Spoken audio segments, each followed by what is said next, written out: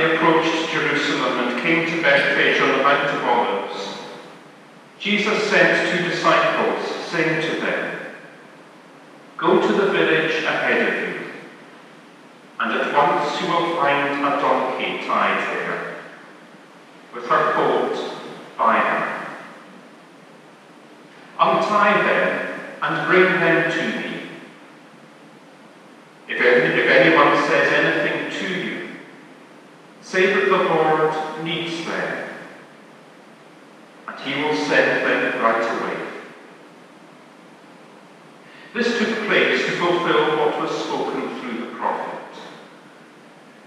"Say to daughter Zion, see, your king comes to you, gentle and riding on a donkey, and on a colt, the foal of a donkey." The disciples went and did as Jesus had instructed them. They brought the donkey and the colt and placed their cloaks on them for Jesus to sit on. A very large crowd spread their cloaks on the road, while others cut branches from the trees and spread them on the road. The crowds that went ahead of him and those that followed shouted, "Hosanna to the Son of David! Blessed is he who comes in the name of the Lord! Hosanna in the highest!" When Jesus entered Jerusalem, the whole city was stirred and asked, "Who is this?" The crowds answered, "This is Jesus, the prophet from Nazareth in Galilee." The readings today are taken from Matthew chapters 26 and 27. Then one of the 12, the one called Judas Iscariot, went to the chief priests and asked, "What are you willing to give me if I hand him over to you?"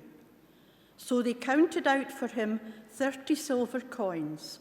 From then on, Judas watched for an opportunity to hand him over. On the first day of the Feast of Unleavened Bread, the disciples came to Jesus and asked, "Where do you want us to make preparations for you to eat the Passover?" He replied, "Go into the city to a certain man and tell him, 'The teacher says, my appointed time is near. I am going to celebrate the Passover with my disciples at your house.'" So the disciples did as Jesus had directed them and prepared the Passover. When evening came, Jesus was reclining at the table with the 12. And while they were eating, he said, "I tell you the truth, one of you will betray me." They were very sad and began to say to him one after the other, "Surely not I, Lord." Jesus replied, "The one who has dipped his hand into the bowl with me will betray me. The Son of Man will go just as it is written about him. But woe to that man who betrays the Son of Man. It would be better for him if he had not been born." Then Judas, the one who would betray him, said, "Surely not I, Rabbi."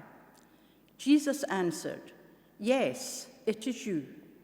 While they were eating, Jesus took bread, gave thanks, and broke it, and gave it to his disciples, saying, "Take and eat, this is my body."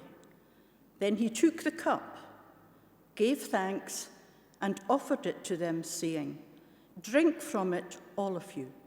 This is my blood of the covenant, which is poured out for many for the forgiveness of sins.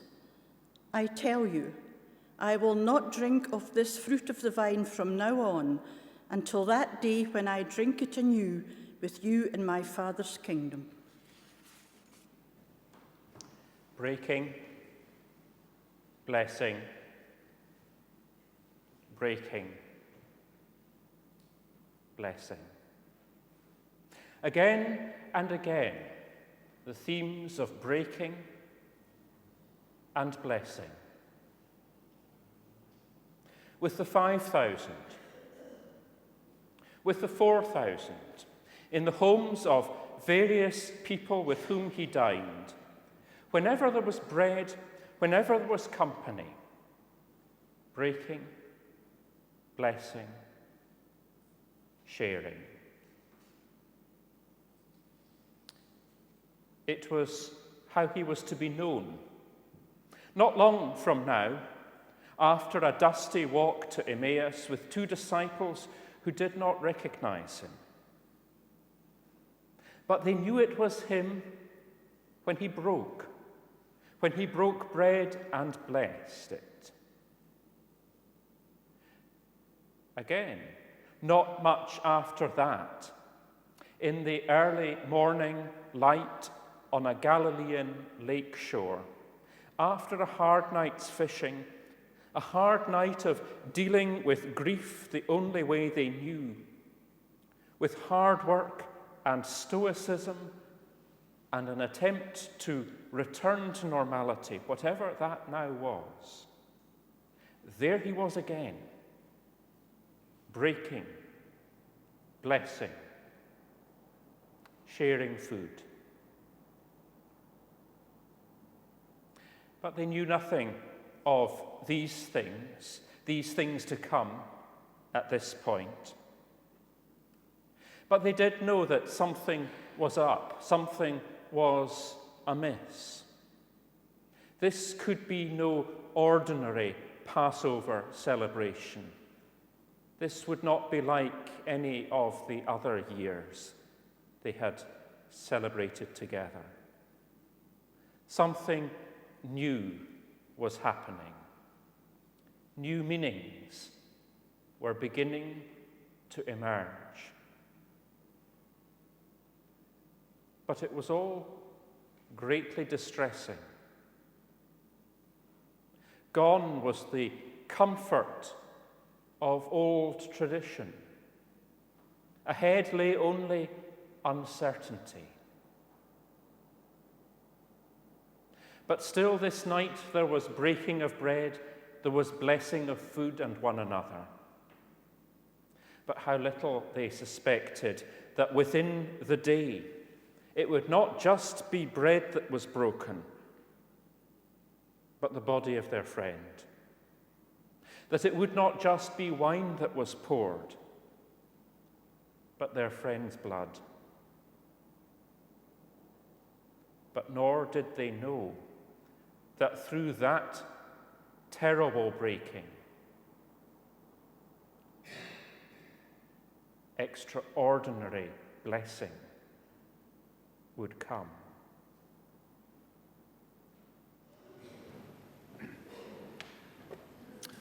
Matthew 26, reading from verses 30 to 46. When they'd sung a hymn, they went out to the Mount of Olives. Then Jesus told them, "This very night you will all fall away on account of me. For it is written, I will strike the shepherd, and the sheep of the flock will be scattered. But after I have risen, I will go ahead of you into Galilee." Peter replied, "Even if all fall away on account of you, I never will." "Truly I tell you," Jesus answered, "this very night, before the rooster crows, you will disown me 3 times. But Peter declared, even if I have to die with you, I will never disown you." And all the other disciples said the same. Then Jesus went with his disciples to a place called Gethsemane, and he said to them, "Sit here while I go over there and pray." He took Peter and the 2 sons of Zebedee along with him, and he began to be sorrowful and troubled.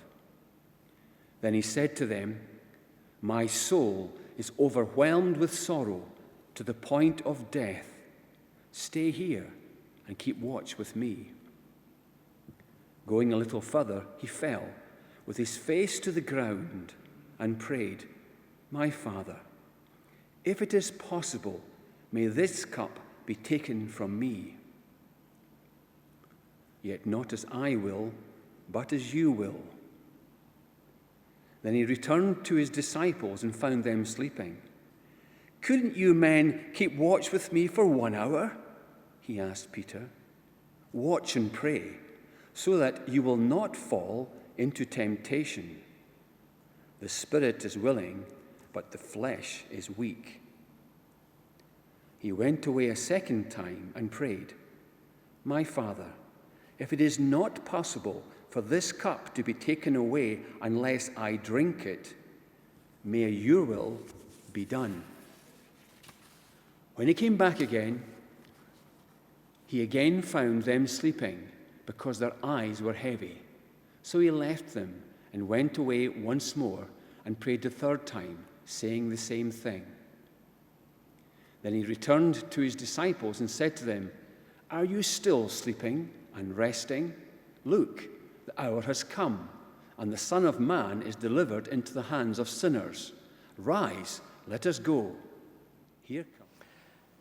At various times he taught these things. He said, I am the gate for the sheep. All who have come before me are thieves and robbers, but the sheep have not listened to them. I am the gate. Whoever enters through me will be saved. They will come in and go out and find pasture. The thief comes only to steal and destroy. I have come that they may have life and have it to the full. He also said this, I am the good shepherd. The good shepherd lays down his life for the sheep. And on another occasion he said this, I am the good shepherd. I know my sheep, and my sheep know me. Just as the Father knows me, I know the Father, and I lay down my life for the sheep. Now, the shepherd himself was about to be struck, and his flock scattered. Did they realize? Did they see him then as their shepherd? Did they who were about to be scattered remember the story of the Good Shepherd, who searches high and low until the 100th sheep, the one that was lost, is returned to be with the 99? Did this reassure them that even from death, Jesus would come and find them and reunite him in his great flock, that great gathering of people which has come to be known as Christ's church?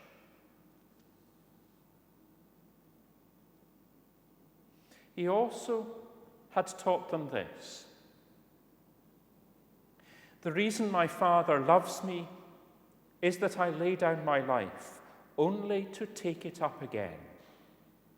No one takes it from me,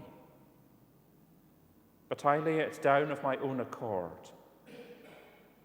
I have authority to lay it down and authority to take it up. This command I received from my Father. His betrayer was at hand, but he would not flee.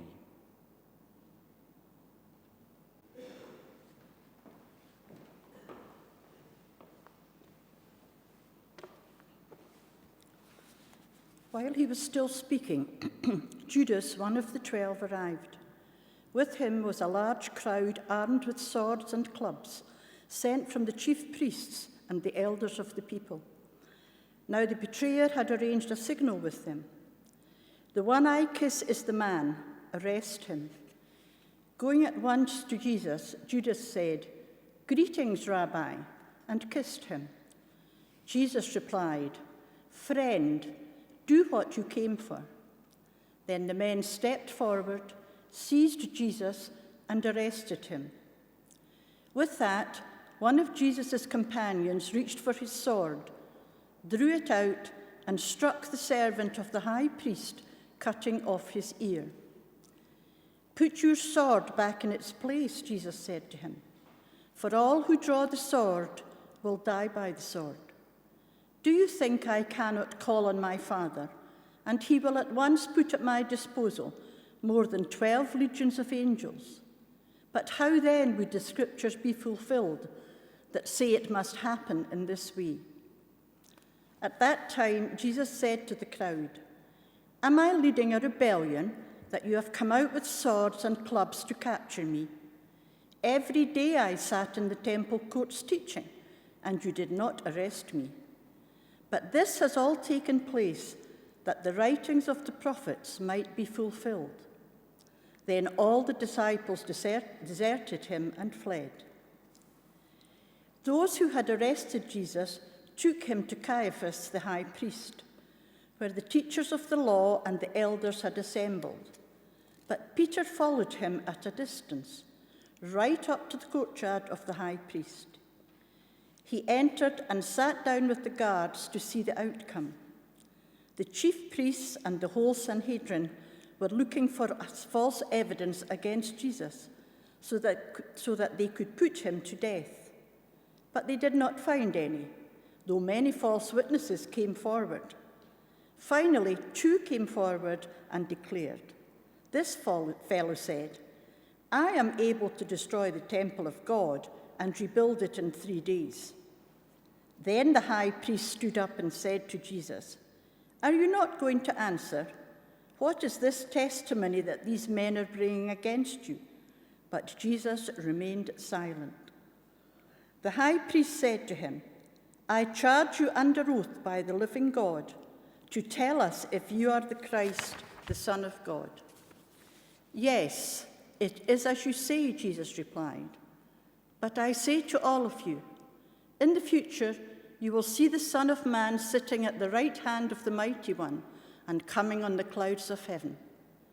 Then the high priest tore his clothes and said, "He has spoken blasphemy. Why do we need any more witnesses?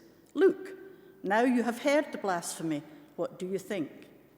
"He is worthy of death," they answered. Then they spat in his face and struck him with their fists. Others slapped him and said, "Prophesy to us, Christ. Who hit you?" Now Peter was sitting out in the courtyard, and a servant girl came to him. "You also were with Jesus of Galilee," she said. But he denied it before them all. "I don't know what you're talking about," he said. Then he went out to the gateway, where another girl saw him and said to the people there, "This fellow was with Jesus of Nazareth." He denied it again with an oath, "I don't know the man." After a little while, those standing there went up to Peter and said, "Surely you are one of them, for your accent gives you away." Then he began to call down curses on himself, and he swore to them, "I don't know the man." Immediately, a cock crowed. Then Peter remembered the word Jesus had spoken, "Before the cock crows, you will disown me 3 times." And he went outside and wept bitterly.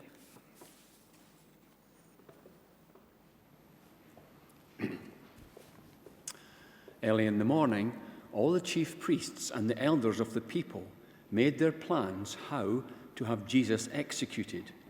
So they bound him and led him away and handed him over to Pilate the governor.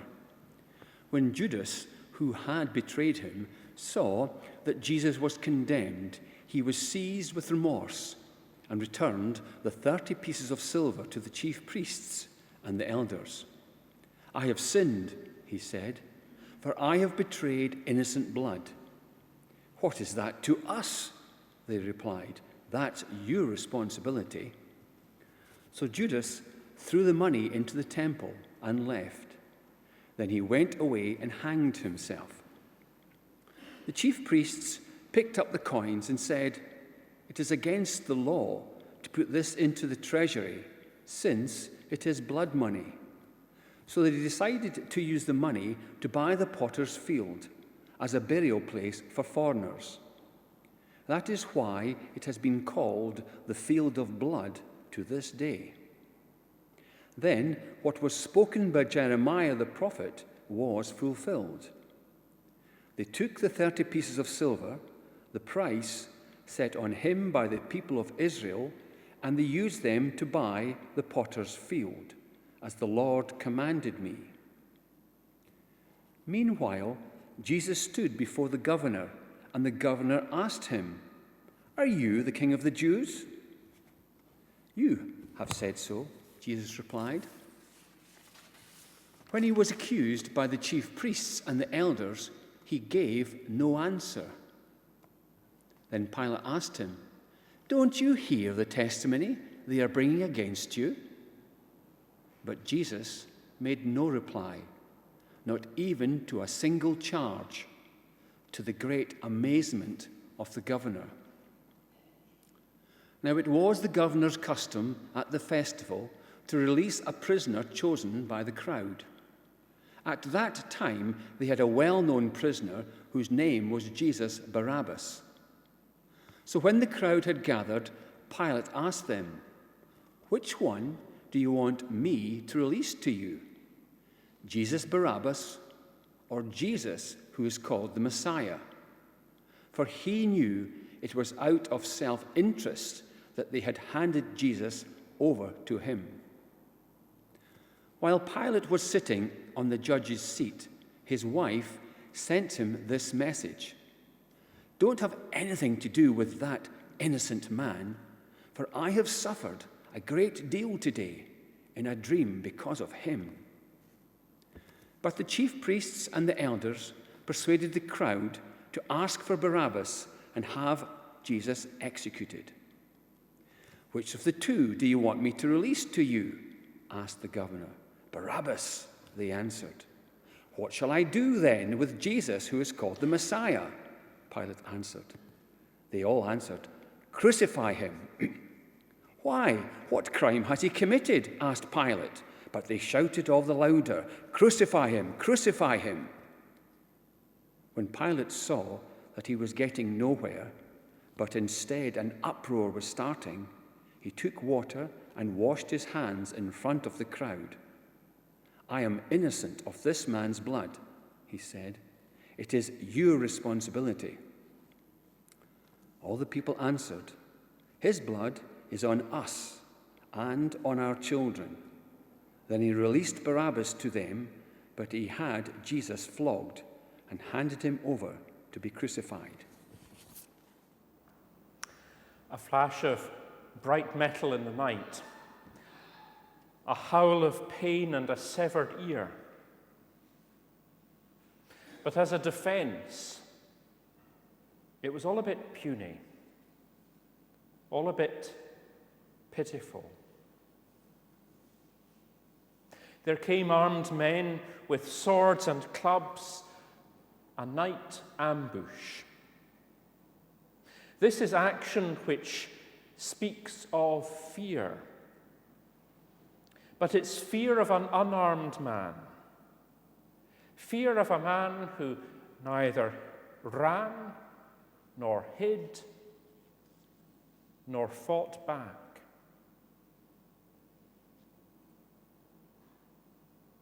The raging of the high priest, the tearing of clothes, outrage whipped up where there was nothing to be outraged about.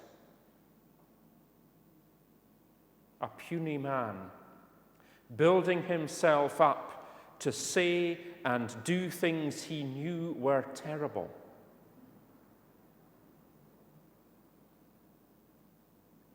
A crowing cock and a pitiful denial. A friend too afraid to tell the truth. A man diminished by his fear for himself. A betrayer, repentant, but unable to face the consequences of his deeds, unable to turn his life around, obliterating himself before he could witness the obliteration he had caused. A sham trial before a man too afraid to do the right thing, releasing a condemned man and convicting an innocent one, all because of a baying crowd. Everything this night speaks of weakness. So much of this night is squalid. Yet this is the world, and these are the people for whom Christ, the only one with strength, the only one with dignity, is prepared to die. Then the governor's soldiers took Jesus into the praetorium and gathered the whole company of soldiers round him. They stripped him and put a scarlet robe on him, and then twisted together a crown of thorns and set it on his head. They put a staff in his right hand and knelt in front of him and mocked him. "Hail the King of the Jews," they said. They spat on him and took the staff and struck him on the head again and again. After they had mocked him, they took off the robe and put his own clothes on him. Then they led him away to crucify him. As they were going out, they met a man from Cyrene named Simon, and they forced him to carry the cross. They came to a place called Golgotha, which means the place of the skull. There they offered Jesus wine to drink, mixed with gall. But after tasting it, he refused to drink it. When they had crucified him, they divided up his clothes by casting lots. And sitting down, they kept watch over him there.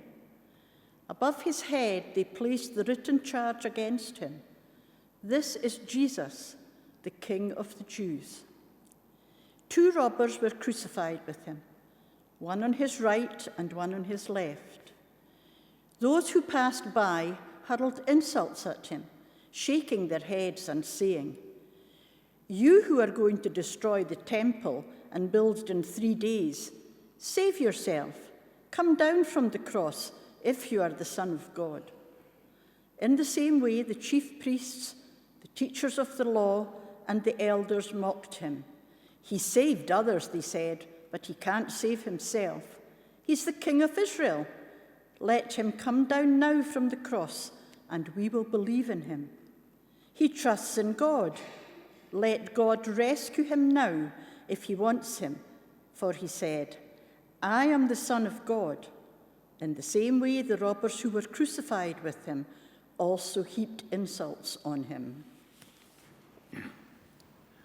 From noon until 3 in the afternoon, darkness came over all the land. After 3 in the afternoon, Jesus cried out in a loud voice, "Eli, Eli, lema sabachthani," which means, my God, why have you forsaken me?" When some of those standing there, heard this, they said, "He's calling Elijah." Immediately, one of them ran and got a sponge. He filled it with wine vinegar, put it on a staff, and offered it to Jesus to drink. The rest said, "Now leave him alone. Let's see if Elijah comes to save him." And when Jesus had cried out again in a loud voice, he gave up his spirit.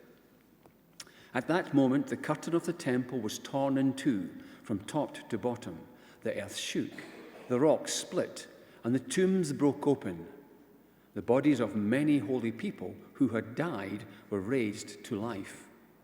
They came out of the tombs after Jesus' resurrection and went into the holy city and appeared to many people. When the centurion and those with him who were guarding Jesus saw the earthquake and all that had happened, they were terrified and exclaimed, "Surely he was the Son of God."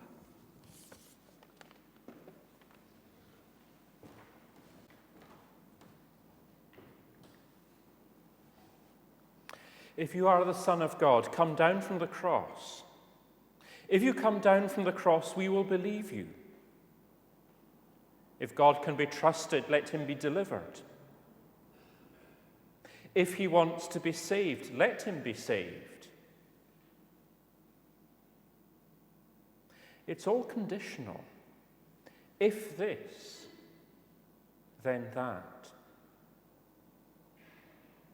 In the minds of those who taunted, all the claims about Jesus were preposterous. Able to rebuild the temple in 3 days? Oh, don't make me laugh. The Son of God? Pull the other one. These people were too stuck in their own self-righteousness, overconfident in their own self-estimation. People who thought they knew better. Even the bandits. He was the Son of God, just they could not see it. He could have come down from the cross, but still they would not really have believed in him. Of course God can be trusted, just that for all their piety and their position, even the chief priests and the scribes and the elders did not in their hearts trust God. It's all conditional except for the cross. There is no conditionality about the death that is slowly stripping away his life. There is no conditionality about the love which is pouring out along with sweat and blood. There is no conditionality about the desire for salvation. Only it is not the man on the cross who seeks it. He is seeking it for everyone else, even those who taunt him.